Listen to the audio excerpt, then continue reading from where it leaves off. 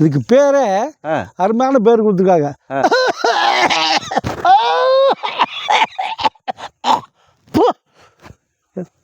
உள்ள இருக்க சளி கோழைகள், நுரையீரலில் கட்டிருக்க கோழைகளை பூரா அறுத்து எடுக்கக்கூடியது. அற்புதமான மூலிகை. இண்டு இண்டு இண்டுன்னா முள்ளு தொட்டா பிடிச்சிக்கும். அதே மாதிரி உள்ளுக்குள்ள இதை சாப்பிட்டோம்னா உள்ள இருக்க கோழைகளை தொட்டோட வெளியே கொண்டு வருது. இது முறையாக சாப்பிடணும். செடியா கொடியா? கொடி இனத்தை சேர்ந்தது. ஆமாம், கொடி இனத்தை மேலே வரைக்கும் பறந்துருக்கும். இதை வந்து முறையாக இதை வெட்டினோம்னா ஒரு பால் வரும். இதை வெட்டினா பால் வரும். அந்த பால் எடுத்து ஃபுல் நுரை மாதிரி வரும்.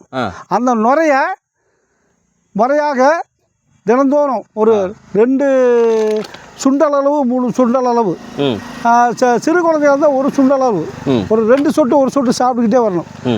அன்றைக்கி வந்து அதிகமாக எதுவும் சாப்பாடு கீப்பாடெல்லாம் சாப்பிடக்கூடாது. பால் மட்டும் சாப்பிட்டுக்கலாம். இப்படி சாப்பிட்டுக்கிட்டு வந்தோம்னா ஒரு 10 நாள் 20 நாள் 30 நாளில் இது கோலையெல்லாம் வெளியே தள்ள ஆரம்பிச்சிடும். சளியெல்லாம் வெளியே தள்ள ஆரம்பிச்சிடும்.